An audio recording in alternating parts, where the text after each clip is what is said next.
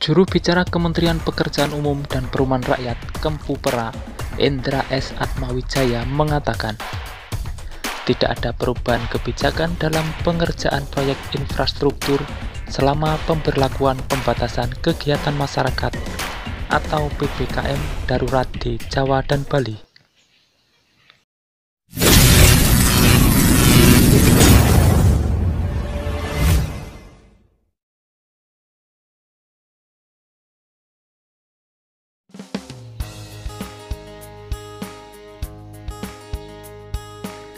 Assalamualaikum semuanya.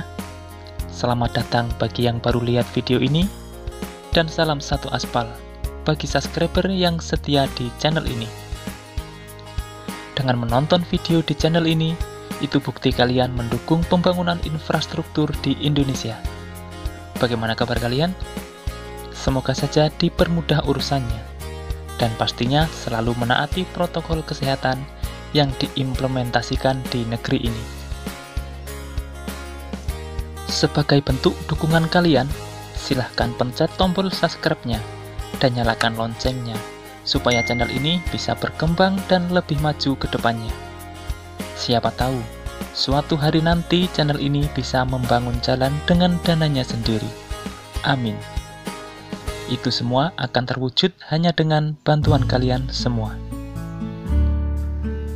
Dalam video kali ini, kita akan membahas mengenai PPKM darurat dan dampak mengenai infrastruktur di Indonesia. Apakah berpengaruh? Ataukah bagaimana? Simak videonya sampai habis. Mungkin ini akan sangat penting buat kalian semua. Jangan skip-skip karena biar tidak terjadi salah paham. Kabar ini datang dari juru bicara Kementerian Pekerjaan Umum dan Perumahan Rakyat atau Kempupera. Beliau menjelaskan secara gamblang mengenai pengaruh PPKM darurat atas segala infrastruktur yang sudah berjalan di Indonesia. Berikut pemaparan beliau yang sudah saya rangkum informasinya.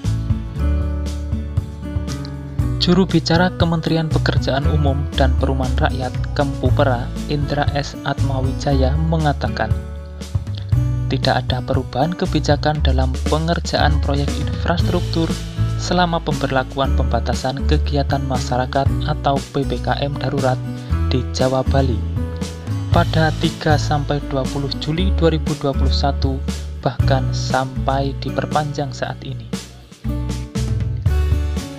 Dengan demikian, semua pengerjaan infrastruktur di lapangan tetap akan berlangsung dengan berpedoman pada kebijakan protokol kesehatan yang tertuang dalam Instruksi Menteri atau Imen PUPR nomor 2 tahun 2020. Menurut beliau, tidak ada yang berubah dalam kebijakan pelaksanaan dan pengerjaan proyek infrastruktur. Masih sama menggunakan Imen nomor 2 tahun 2020. Terlebih infrastruktur dan konstruksi masuk dalam kegiatan esensial. Jadi, kita tidak bisa menunda atau menghentikannya. Terlebih, sektor konstruksi menyediakan lapangan kerja yang sangat besar dan melibatkan banyak sektor pendukung yang merupakan rantai pasok, seperti semen, baja, dan lainnya. Dengan demikian, apabila pelaksanaan konstruksi dan infrastruktur ini sampai dihentikan, dikhawatirkan akan berdampak pada 150 sektor lainnya. Beliau menegaskan, dengan tidak adanya perubahan kebijakan tersebut, serta tetap berjalannya sektor infrastruktur, seluruh pihak yang terkait dalam sektor tersebut harus tetap menjalani protokol kesehatan yang ketat, seperti yang tertuang dalam Imen nomor 2 tahun 2020. Begitu pula apabila ditemukan kasus positif ataupun proyek infrastruktur tersebut masuk dalam zona hitam. Semua tetap harus mengacu pada Imen tersebut dalam mekanisme pengajuan penghentian pelaksanaan proyek. Beliau menambahkan, pada gelombang kedua COVID-19 yang terjadi saat ini, masih belum ada satupun pelaksanaan proyek infrastruktur di Indonesia yang mengalami penghentian. Hal ini berbeda pada saat terjadinya gelombang pertama pada tahun lalu. Kala itu, pelaksanaan proyek infrastruktur kereta api Jakarta-Bandung sempat mengalami penghentian. Itu tadi penjelasan mengenai segala infrastruktur di Indonesia yang tetap harus berjalan di tengah PPKM darurat yang dikemukakan Kempu Pera. Entah itu jalan tol, jalan biasa, perumahan, bendungan, dan lain sebagainya. Dikarenakan kita tahu sendiri jika infrastruktur dihentikan, maka akan berdampak pada semua sektor. Bukan hanya bisa menghambat pembangunan, melainkan juga mempengaruhi di sektor distribusi material.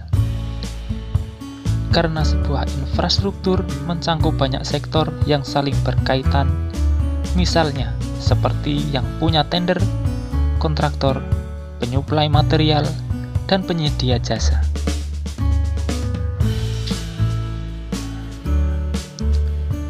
Itulah sedikit informasi yang bisa saya sampaikan saat ini. Semoga saja bermanfaat. Jangan lupa dukung selalu channel ini dengan subscribe dan nyalakan loncengnya supaya kalian tidak ketinggalan informasi menarik selanjutnya. Jaga kesehatan kalian, patuhi protokol kesehatan, dan wassalamualaikum warahmatullahi wabarakatuh.